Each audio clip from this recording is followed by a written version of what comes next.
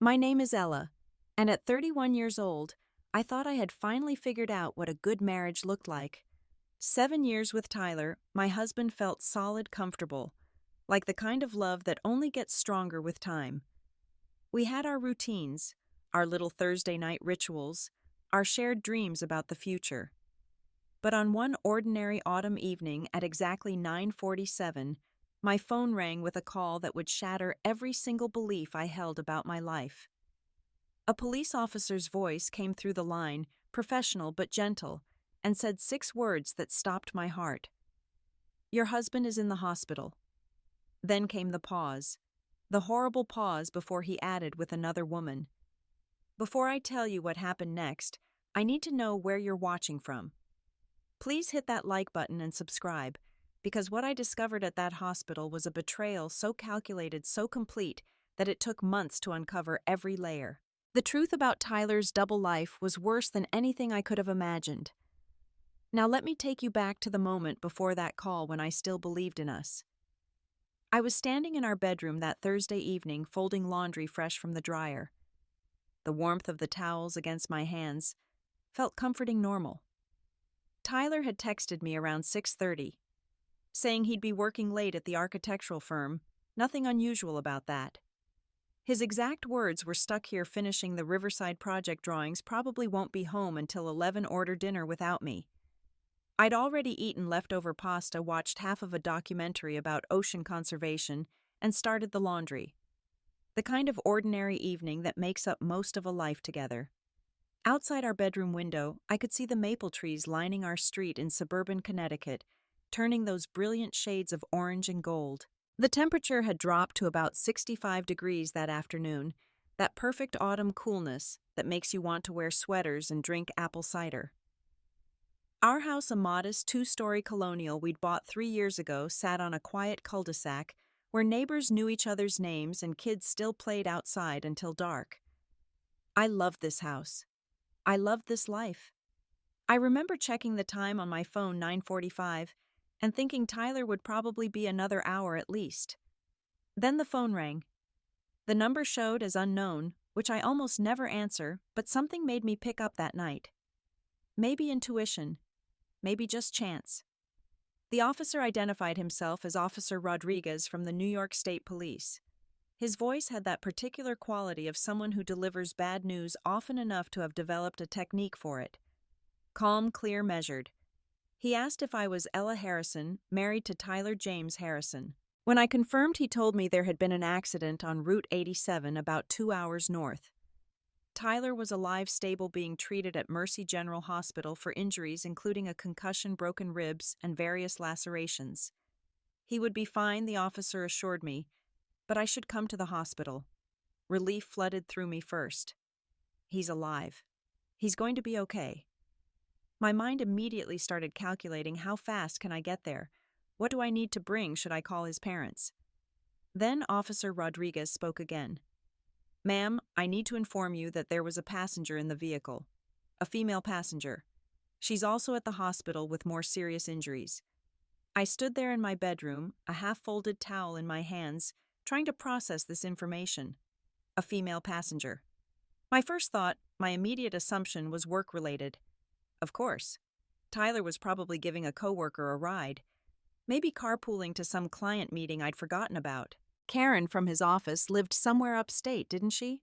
Or maybe it was someone from the Riverside project team. There had to be a logical explanation. I thanked the officer, asked for the hospital address, and hung up. Then I moved into automatic mode, the way you do in a crisis. I grabbed my purse, my phone charger, my keys. I pulled on jeans instead of the pajama pants I'd been wearing. I found Tyler's insurance card in his desk drawer. All practical actions while my mind spun through reasonable scenarios. Work emergency. Client dinner that ran late.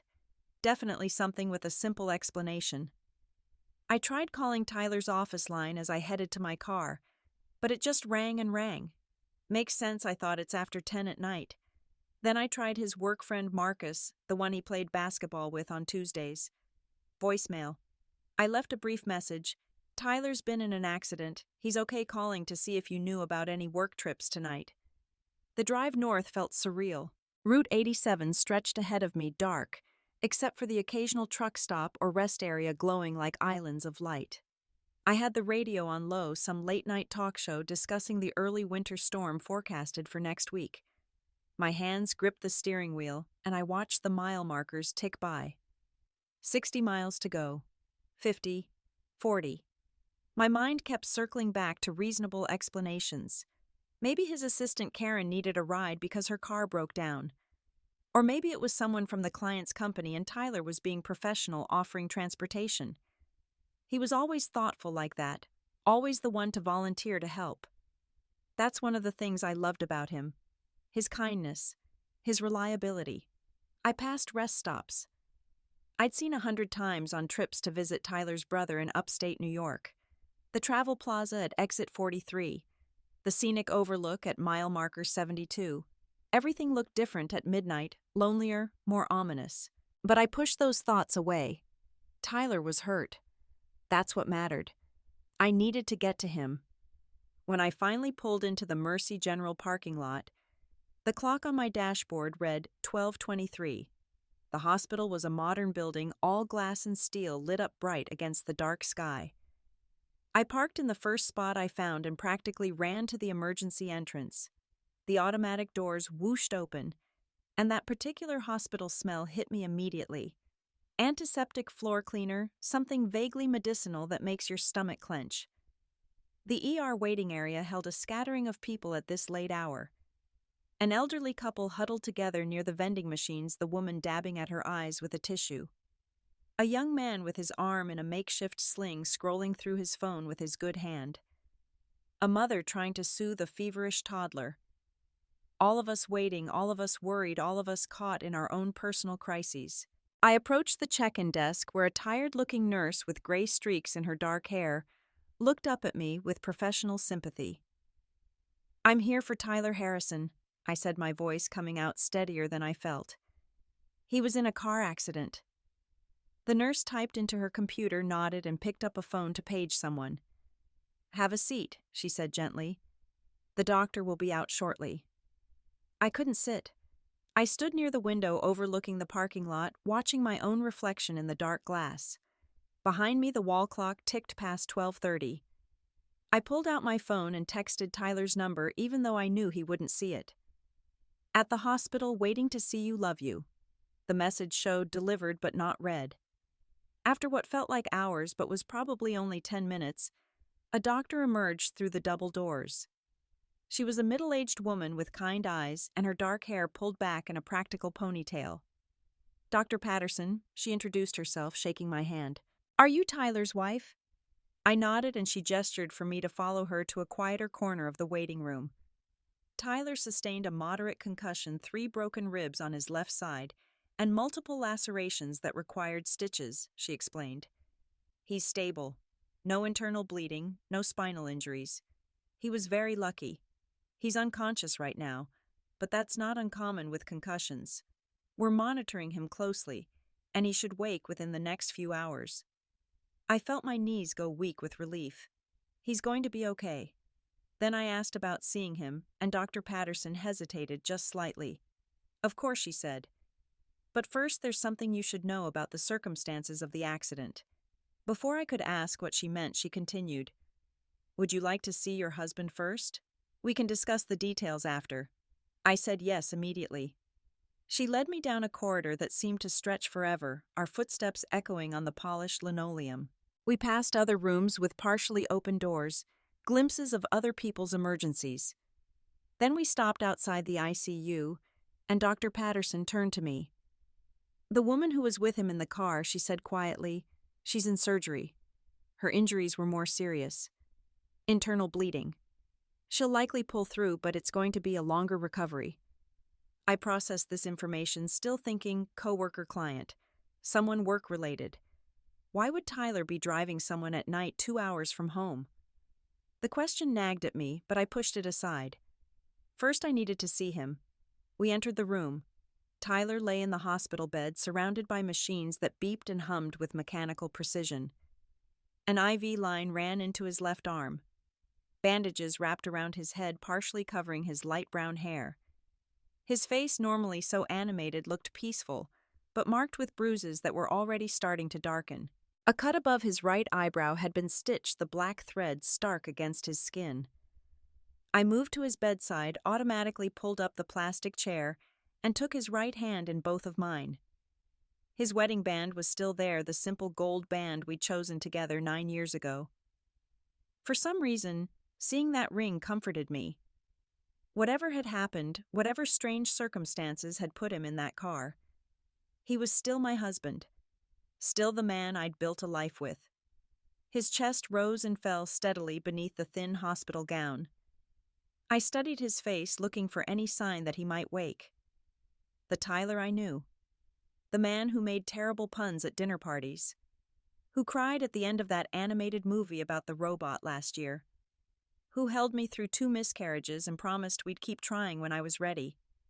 This was still him, wasn't it? A nurse came in to check his vitals, a young woman with kind eyes and efficient movements. She adjusted his IV, made notes on a tablet, and gave me a sympathetic smile. "He's doing well," she said. "Strong vitals. Dr. Patterson is one of our best. Your husband is in good hands." I thanked her and asked about the accident. What exactly happened? The nurse glanced at the door, then back at me. "The police have more details," she said carefully. "I just know it was a single-vehicle accident. He lost control on a curve. No other cars involved." Then she finished her checks and left me alone with Tyler again. I sat there in the uncomfortable chair, listening to the beep of the heart monitor, and tried not to think about all the questions piling up in my mind. About 20 minutes later, there was a knock on the doorframe. Officer Rodriguez stood there, the same one who'd called me. He was younger than I'd imagined from his voice, maybe 30, with a neat uniform and a notebook in his hand. "Mrs. Harrison," he said, stepping into the room. "I'm sorry we're meeting under these circumstances. I need to ask you some questions when you have a moment, just for our report." I nodded and he pulled up another chair. First, he explained the accident scene. Tyler's car, a Honda sedan, had gone off the road on a curve near exit 91. The road was dry, visibility was good, no apparent mechanical failure. They were still investigating the cause, but suspected driver distraction or possibly drowsiness. Then he mentioned they'd pulled Tyler's information from his driver's license, which is how they'd gotten my number from the emergency contact database. But there was something else. We also found another cell phone in the vehicle, he said, watching my reaction. "Different from your husband's phone. An iPhone with a rose gold case." I stared at him, confused. "That's not Tyler's phone," I said. "His is black. Always has been. Maybe it belongs to the passenger," I suggested. Officer Rodriguez nodded slowly. "That's what we thought. The passenger didn't have identification on her when the paramedics arrived. She wasn't conscious. We're still trying to confirm her identity." Something cold settled in my stomach. No ID. Why wouldn't she have ID? Officer Rodriguez must have seen the shift in my expression because his voice gentled. "Mrs. Harrison, do you know who your husband was traveling with tonight? Do you know of any reason he'd be on Route 87 this evening?" I shook my head. "I thought he was working late at his office in Hartford. He's an architect. He texted me around 6:30. I pulled out my phone and showed him Tyler's message about the Riverside project. Officer Rodriguez made notes. "And you're not aware of any business trips or client meetings upstate?" "No," I said, and my voice sounded strange to my own ears. "Nothing. He didn't mention anything." The officer nodded, closed his notebook, and stood. "We'll need to speak with your husband when he wakes," he said. "The other passenger is in surgery for internal injuries. Once she's stable and conscious, we'll get more information." He gave me his card and left. After he was gone, I sat in the heavy silence and felt the first real crack in my understanding of the situation. Something was off. The pieces didn't fit. Why would Tyler be driving someone 2 hours from home without telling me? Why no ID on the woman whose phone was in the car? I started thinking back over the past few weeks, looking for anything unusual. Tyler had been traveling more for work lately. 3 trips in the last 2 months, each one supposedly for client consultations or project site visits. I'd never questioned it. He was a senior architect now, these things were part of the job. He'd come home from each trip with stories about boring hotel conference rooms and mediocre restaurant meals. But now, sitting in this hospital room with more questions than answers, small details started surfacing. Last month, I'd noticed Tyler wearing a new cologne. When I'd asked about it, he'd said his brother bought it for him as an early birthday gift. I thought it was nice, sophisticated, different from his usual scent. Then there was the gym membership he'd suddenly gotten serious about 3 months ago. Coming home later in the evening saying he wanted to get in shape, feel healthier. I'd been supportive, even proud of his commitment. Were those red flags? Or was I reading into things because of this strange situation? I pulled out Tyler's belongings that the nurse had given me earlier in a clear plastic bag. His wallet scratched but intact. His watch, the one I'd given him for our 5th anniversary. His car keys. And his phone, the screen cracked but still functioning.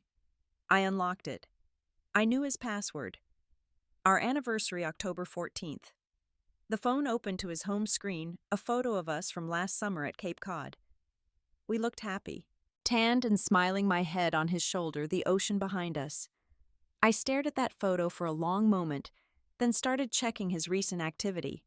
Calls, mostly work contacts, a few to his parents, one to Marcus about their basketball game. Nothing suspicious. Texts, normal conversations about work deadlines, a thread with his brother about Thanksgiving plans, messages to me about mundane household things.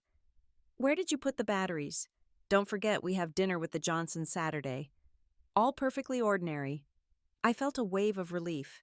Maybe I was overreacting. Maybe there was a simple explanation for all of this. But then why did my hands still shake? Why did that cold feeling in my stomach refuse to go away? I asked the nurse when she came back if there was any way to get information about the passenger. The nurse said surgery was still ongoing. It could be several more hours, but she'd let me know as soon as there was any update. I thanked her and settled back into the chair to wait. The clock on the wall showed 2:30 in the morning. I was exhausted but couldn't imagine sleeping. I watched Tyler's chest rise and fall, willing him to wake up so he could explain everything. So he could tell me whatever reasonable story would make all of this make sense. My phone buzzed. A text from my sister Meredith. Everything okay? Saw you posted a check-in at Mercy General on your location share. I'd completely forgotten about the automatic location sharing we'd set up after I'd had that flat tire last year on a dark highway. I responded, Tyler was in a car accident. He's stable. Long story, we'll call you tomorrow. Meredith immediately tried to call, but I declined it. I couldn't talk right now. Couldn't explain what I barely understood myself. She texted back, I can be there in 2 hours if you need me. I responded, no, I'm okay. He's going to be fine. I'll update you in the morning. She sent back a heart emoji, and call me anytime I mean it. I sat there in the dim room with just the glow of the monitors and thought about the rose gold iPhone the police had mentioned. Thought about the woman in surgery with no identification. Thought about Tyler's unexplained presence on a highway 2 hours from home on a Thursday night when he was supposed to be at the office. And I knew somewhere deep in my gut where truth lives, before your brain catches up, that when Tyler woke up, nothing was going to be the same. Dawn crept through the hospital window around 6:15, turning the sky from black to gray to pale pink. I dozed fitfully in the chair, my neck stiff and my back aching. Tyler still hadn't woken. A different doctor came in around 6:30 to check on him, a young resident who assured me this was still within normal parameters for his type of concussion. Some patients wake quickly, others take longer. Everything looked good. I went down to the cafeteria for coffee, desperate for caffeine, and a few minutes away from that room. The hospital cafeteria at dawn was depressing in a particular way. Fluorescent lights too bright. Tired medical staff grabbing quick breakfasts between shifts. The smell of industrial-strength coffee, and something trying to pass as scrambled eggs. I bought the terrible coffee and a blueberry muffin that tasted like cardboard and sat by a window overlooking the parking lot. Cars were starting to arrive, the day shift coming in, the night shift heading home. Normal people with normal problems. Meanwhile, my life felt like it was balanced on the edge of something I couldn't quite see yet, but knew was coming. When I returned to Tyler's room 20 minutes later, his eyes were open. He looked disoriented, blinking against the morning light, his hand reaching up to touch the bandages on his head, before a grimace of pain stopped him. Then he saw me, and relief flooded his face. "Ella," he said, his voice rough and confused. "What happened? Where am I?" I moved to his bedside quickly, some instinct to comfort him overriding everything else. "You were in a car accident," I explained. "You're at Mercy General Hospital. You have a concussion and some broken ribs, but you're going to be okay. Do you remember anything?" Tyler's brow furrowed with genuine confusion. Car accident. When he looked around the room like the surroundings might give him clues. "The last thing I remember is being at the office Wednesday afternoon, working on the Riverside drawings at my desk. Wednesday, I felt something shift inside me. Tyler, it's Friday morning. The accident was Thursday night." He stared at me like I'd spoken a foreign language. "Friday. That can't be right. I don't..." His voice trailed off and I watched his face carefully. Was this confusion real or was he buying time? "You were on Route 87, I said quietly. "About 2 hours from home. Around 9:30 at night. With a woman." Do you remember? Tyler's face went white. Not the white of confusion. The white of being caught. It was subtle, but I saw it. The way his eyes widened just slightly, the way his breath caught, the way his fingers gripped the hospital blanket. And in that moment, I knew. Whatever reasonable explanation I'd been hoping for didn't exist. "Tyler," I said again, my voice harder now. "You were with a woman. Who was she?" He tried to sit up, then winced at the pain in his ribs. "Ella, I can explain," he started, which is exactly what guilty people say when they can't explain. I waited, arms crossed, my heart pounding but my face calm. He fumbled for words. "It was a work colleague. We were going to a client meeting upstate. It came up last minute, that's why I didn't mention it." "What colleague?" I asked. "What client?" Tyler's eyes darted away from mine. "Just someone from the office. Jennifer. Jennifer Sutton from accounting. We needed to meet with a potential client in Albany. I've met your coworkers," I said, my voice ice. "I've been to 3 office parties in the last year. There's no Jennifer in accounting. There's Margaret, and there's Tom. No Jennifer." Tyler's face crumpled. He knew he'd been caught in the lie. "Maybe she's new." He tried weakly. "Or maybe I'm confused from the concussion. My head is pounding, Ella. I can't think straight." Before I could press further, a nurse came in for her morning vitals check. She smiled at both of us, cheerfully oblivious to the tension in the room. "Good to see you awake, Mr. Harrison." "How are you feeling?" Tyler played the role of injured patient, describing his pain levels, answering her questions. The nurse checked his chart, adjusted his medication, and promised the doctor would be in soon. After she left, Tyler asked for water.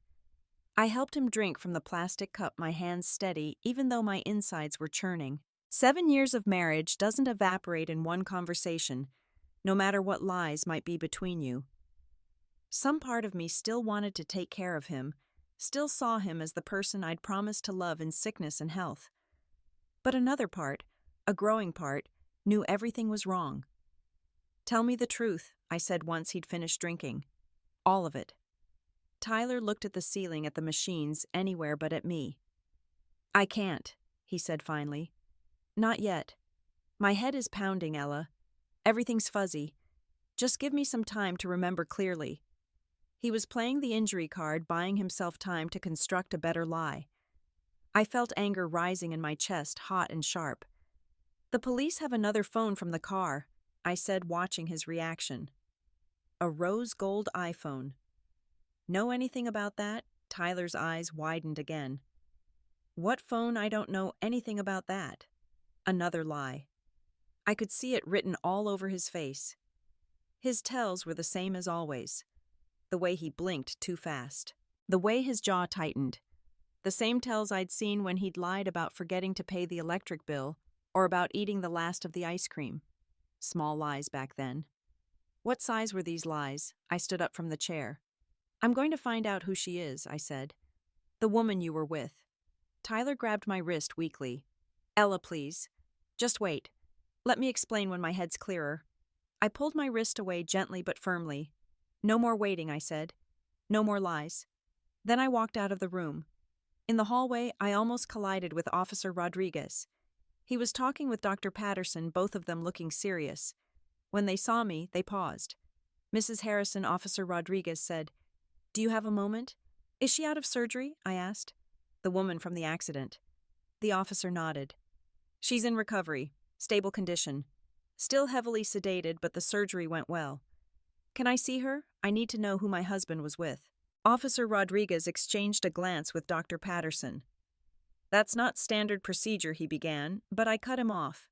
"I don't care about procedure. My husband was in a car with an unidentified woman at night 2 hours from home, and he's lying to me about why. I deserve to know the truth." Dr. Patterson touched my arm gently. "Mrs. Harrison," she said, "the patient won't be conscious for several more hours. But there's something you should know. We were able to identify her. She had a purse in the vehicle. Her name is Amanda Price. And there's more. Would you like to speak privately?" The three of us moved to a small consultation room off the main corridor. Plain walls, a table, uncomfortable chairs. The kind of room where bad news gets delivered. Officer Rodriguez set a clear plastic evidence bag on the table. Inside was a black leather purse. "We found this in the back seat of the vehicle," he said. With Miss Price's permission, we looked through it to find identification. He pulled out items one by one. A wallet with a New York driver's license. Amanda Lynn Price, age 28, address in Albany. Some cash credit cards. Then he pulled out something else. Photographs. There were 4 photos, the kind people still print out and carry even in the age of smartphones. I picked them up with shaking hands and looked at each one. The first showed Tyler and a pretty blonde woman I didn't recognize sitting at a restaurant table, both smiling at the camera. Tyler's arm was around her shoulders.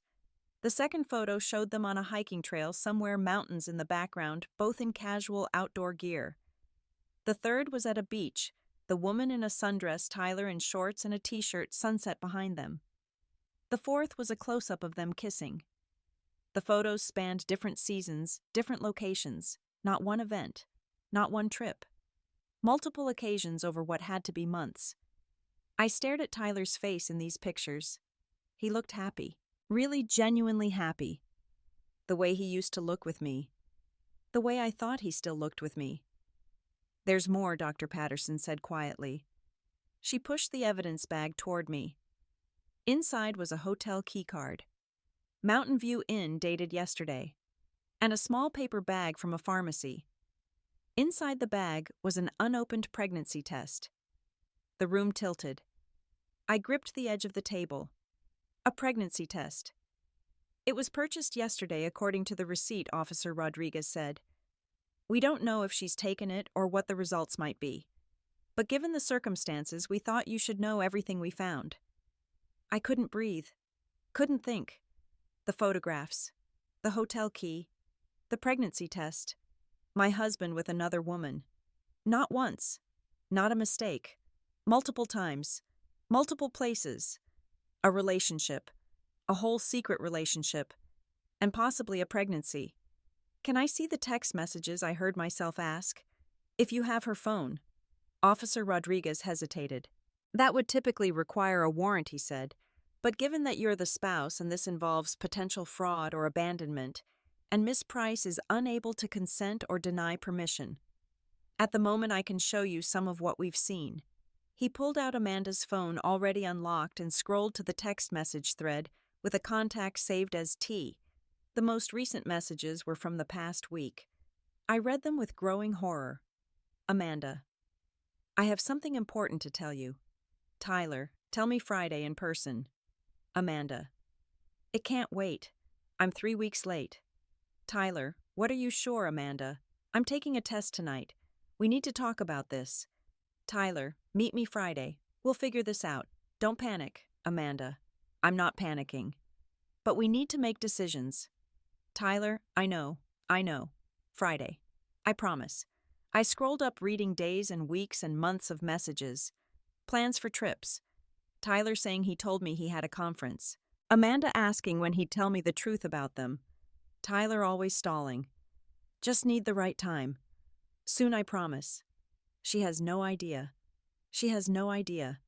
I read message after message going back 14 months. Over a year. Over a year of this secret relationship while I'd been home thinking everything was fine. Thinking we were happy. Thinking we were planning our future together. They met in Boston at a conference, apparently. Hit it off immediately.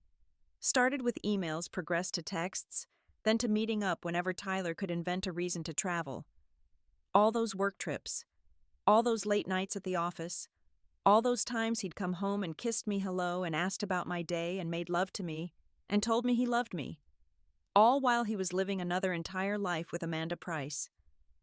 I looked up at Officer Rodriguez and Dr. Patterson. Both watched me with professional sympathy, the kind people develop when they witness tragedies regularly. "I'm sorry," Dr. Patterson said. "I know this must be devastating." I stood up my legs, somehow still working despite feeling like they might give out any second. "I need to talk to my husband," I said. My voice sounded strange, distant, like it belonged to someone else. I walked back to Tyler's room on autopilot. He looked up hopefully when I entered, but his expression changed when he saw my face. "You know," he said quietly. It wasn't a question. "I know everything," I replied. I sat down in the chair and pulled it close to his bed. "Now you're going to tell me all of it. Every detail. No more lies." Tyler's eyes filled with tears. "Ella, I'm so sorry. I never meant for this to happen. I don't care about your intentions," I said, and my voice was cold as winter. 14 months, Tyler. You've been lying to me for over a year. Tell me about Amanda. Tell me how this started. Tell me every single thing you've done." And Tyler, with tears running down his bruised face, finally told me the truth. Tyler's confession poured out in a broken, halting narrative that took nearly an hour. They'd met at an architectural conference in Boston 18 months ago, not 14. He'd lied about the timeline at first, which meant he'd lied even in his confession. I made him start over with the real timeline. 18 months. That meant it started before our 6th anniversary. I remembered that anniversary. Tyler had taken me to Newport for a long weekend. We'd stayed at a beautiful inn, walked the cliff path, ate at expensive restaurants. He'd told me he'd never been happier. Had Amanda already been in the picture then, he said it started innocently. Amanda worked in urban planning for the city of Albany. They'd both attended a panel discussion about sustainable residential design. Got coffee afterward to discuss the presentation. Exchanged business cards. That part really was innocent, he insisted. Just professional networking. But then they'd started emailing.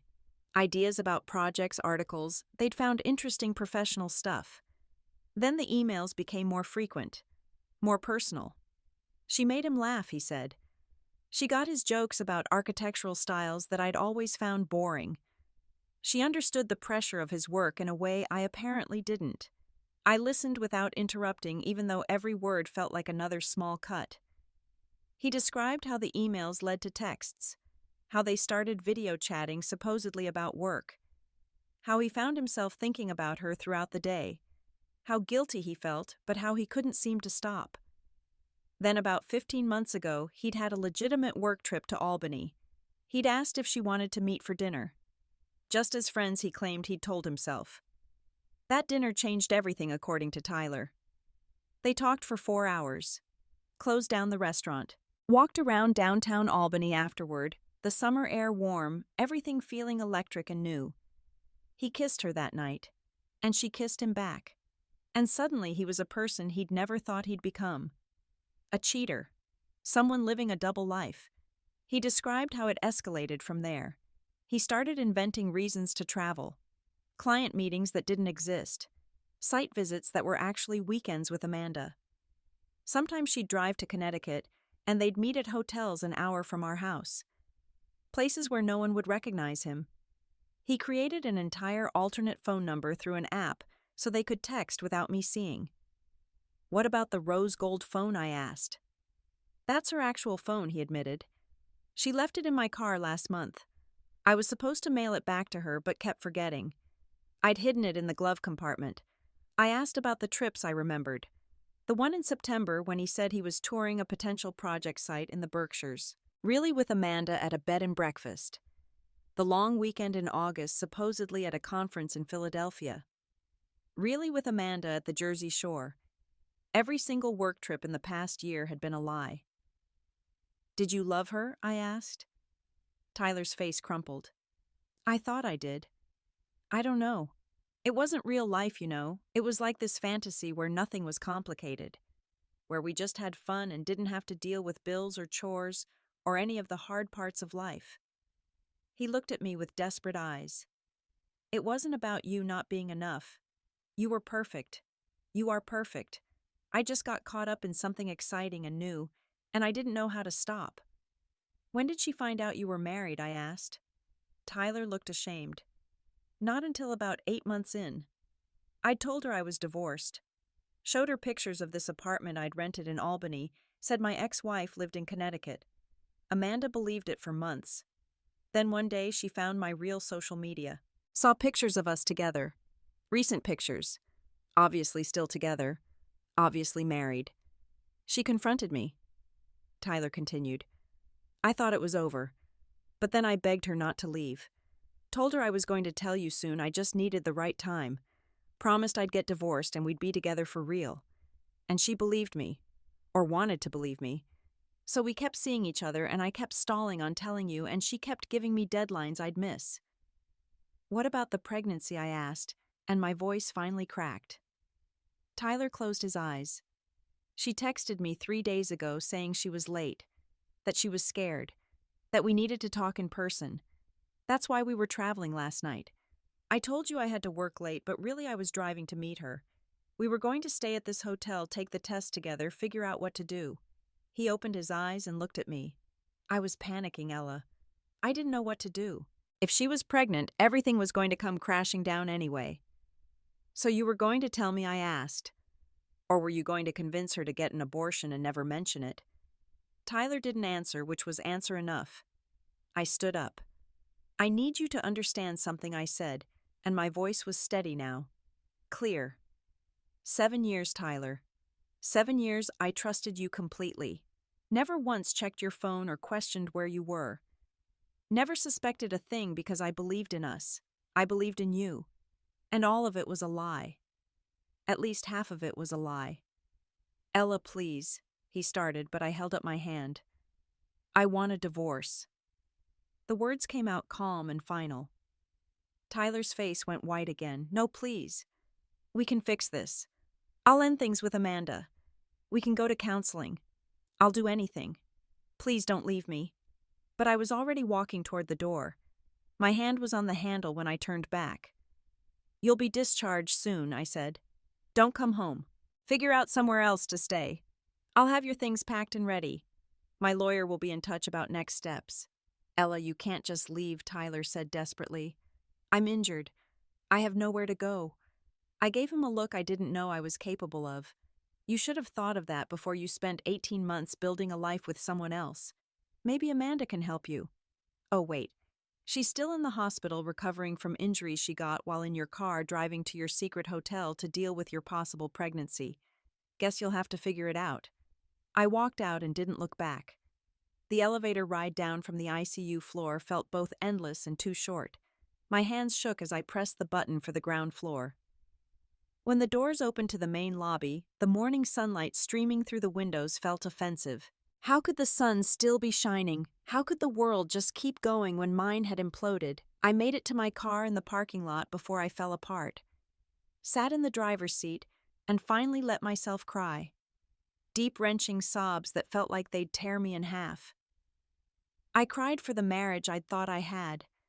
For the future I'd imagined. For my own stupidity in never seeing the signs. For 7 years that now felt tainted. For every I love you, Tyler had said while lying to my face. I cried until I had no more tears, until I was empty and exhausted and wrung out. Then I wiped my face, started the car and called my sister. Meredith picked up on the first ring. Ella, what's going on? Are you okay? I'm on my way to you right now. I could hear her car starting in the background. No, I said, my voice hoarse. I'm leaving the hospital. I'm coming home. Can you meet me there? What happened? Is Tyler okay? He's fine, I said flatly. Physically fine anyway. Meredith. He's been having an affair for over a year with a woman named Amanda. She was in the car with him. They were going to a hotel. She might be pregnant. Silence on the other end. Then, in a voice I'd never heard from my usually cheerful sister Meredith, said, I'm going to kill him. Where are you right now? I'm in my car about to drive home. Meet me there. I'll be there in 2 hours, Meredith promised. Do not do anything crazy until I get there. Just drive safe. And Ella, I'm so sorry. I love you. I love you too, I said, and hung up. The drive back to Connecticut was a blur. I barely remember the road I took or how long it took me. At some point, I stopped at a rest area and called my best friend from college, Lauren. She'd moved to Boston after graduation and worked as a divorce attorney at a prestigious firm. When I told her what had happened, she went into immediate professional mode. Document everything she instructed. Take photos of any evidence you have access to. Get copies of those text messages if you can. Don't leave the marital home. Don't make any big financial moves yet. And Ella, I'm handling your divorce personally. Family and friends rate, which means I'm doing this for almost free because that son of a bitch doesn't deserve a cent more than legally required. Her fierce protectiveness made me cry again, but this time with gratitude. Thank you, I managed to say. Lauren's voice softened. You're going to get through this. I've seen women come back from worse. You're strong even if you don't feel like it right now. Call me tomorrow and we'll start the paperwork.